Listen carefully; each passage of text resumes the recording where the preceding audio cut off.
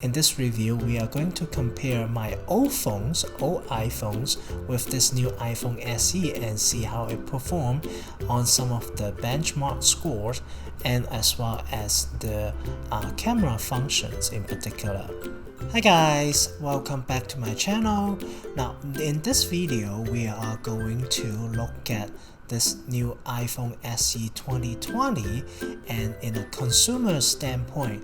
Now, I'm not a technical guy, I don't teach technology at all, so I'm using and reviewing this iPhone SE in a really a user standpoint. Now there are some more of a technical review on this new iPhone SE available on the YouTube, which they dissect the entire iPhone SE and look at its component compared to iPhone 8. Now they've noticed that there are some differences, including the RAM, the Bionic chip, which is a A13 Bionic chip in the iPhone SE new versions, and as well as some of the connector that is connecting the camera and the Wi-Fi chip. Other than that, there aren't any differences. Actually, there is a downgrade on the screen. Actually, the iPhone SE has lost the 3D touch function, which was available on iPhone 8. Now, without further talking, let's look at the iPhone SE in a consumer standpoint. Without further talking, let's go to the video.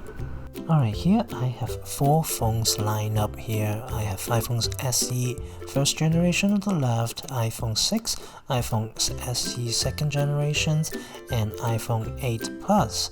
And looking at the back in comparison, now you notice the logo for iPhone SE is kind of dropped into the middle. Here I'm going to use an app called CPU Dasher to look at review some of the spec on the older generation. Here we have the first generation iPhone SE. It has a pretty good RAM of a 2 GB and the battery life is a little bit less than anything else that came bigger than this iPhone SE first generation. Now let's look at the iPhone 6. Now, iPhone 6 came out quite a long time ago actually. It's 2014, and looking at the spec, the battery actually is comparable to iPhone 8 that you will see in a minute. It has 1810 mAh. Now, RAM is significantly less than the newer phones. Again, it is 6 years old already. Now we are moving on to our newest iPhone SE second generation, using the same app to look at some of the CPU spec. Alright, so from this last week, 1 week old machine, now the RAM is significantly more, 3 GB, and the battery life on the other hand is comparable to the iPhone 6, unfortunately. So now lastly, the iPhone 8 Plus. Now being a almost 3 years old machine, it actually started with a very good spec, 3 GB RAM and a much bigger battery, in this case it almost sounds like the bigger is better. The 2675 mAh significantly more than those regular sized or smaller sized iPhone that we've seen in the past, and as well as in our new iPhone SE. Next, we are going to use an app called Aututu Benchmark to look at the CPU and GPU functions. Now this app does go through a series of rendering of graphics to generate a score specific for a particular phone in terms of its CPU running speeds and GPU and various factors. Give you an arbitrary number, which is kind of hard to understand really, but what is good on this app is actually it gives you a comparison of score compared to different generations of iDevices if you are running iPhone. Now here is a graph showing you a table showing you a comparison ranking of how much of each one rank according to their score. Now notice our new iPhone SE here only ranked 10 along the other phones or iPads that has been released within the last 3 to 4 years. Now, it's not exactly impressive for a device that was just released a couple of days ago. Okay, now notice that it's marketed to have the newest A13 Bionic chip, the same chip that is used in iPhone 11, but the ranking is significantly lower than that device. Part of the reason I think is because of the battery.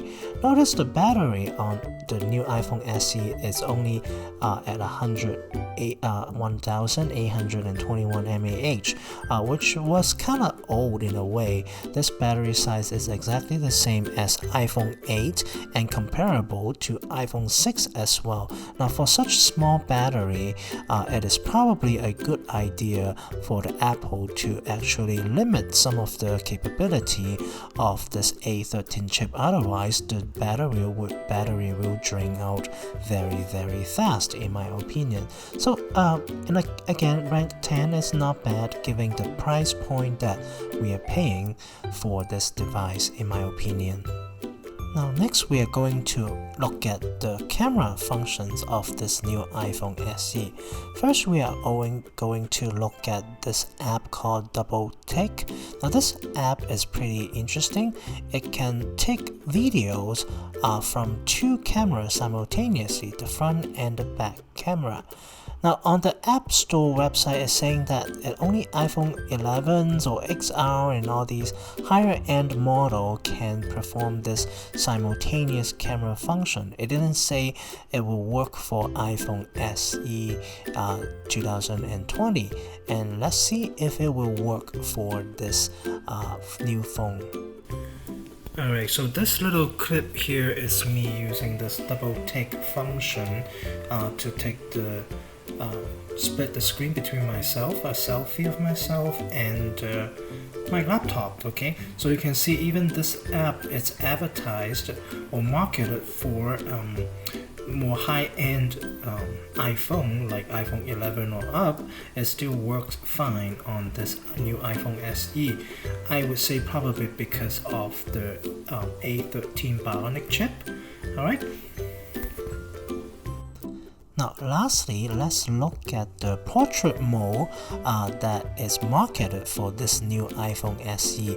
Now, even though it has one single camera on the back of the phone, both front camera and back camera can use software to help and make this portrait mode that was only limited to double or triple lens of the higher end model here. Now, so this function actually is like the iPhone XR functions, but you are paying a significantly less price or less money compared to the iPhone XR. Alright, so we've looked at some of the benchmark score in terms of its performance compared to other phones and iDevices, and as well as its camera functions. Actually, I'm really impressed by its camera. We're having basically the same camera as iPhone 8, but with the new chip and software rendering, it can actually perform a lot better. That's how I feel like. At least it can do the portrait mode, which was not it was not functional in iPhone 8. Now, do you want to buy this device? That is the biggest question, right? Now, it really depends on where are you coming from. If you're coming from iPhone 7, iPhone 6, or even older devices, I think it is worth to buy it, spending a minimum of $399 plus tax. It's a good price point to start at. I actually bought a 128GB version, which is $50 more. I think this is a better buy compared to the 64GB versions. Now, some of the biggest weak points including losing the 3D touch, but in my opinion, in my experience, I've never used 3D touch when it was available, so I really don't know the lose or gain in terms of that functions at all. The biggest complaint that I have with this iPhone SE is actually its battery. Now, the battery is the same as the iPhone 8, and really for my normal use, I only get about 12 or 13 hours of normal use. I have to charge within a day in order to use it for a longer period of time. In terms of the screen resolutions are not great, but it's acceptable for this price range in my opinion. The biggest selling point for this iPhone SE, I think, is the long cycles of support, long product cycles. Apples tend to update their phones way longer than their Android counterpart. So I think in that regard, you get much of a lifetime out from this new iPhone SE. And lastly, given the price point, I think it is a pretty good investment. So this is my review for iPhone SE 2020. I hope you like it. If you like this video and want more video of product reviews and other related products, please subscribe to my channel, and I'll see you next time. Bye.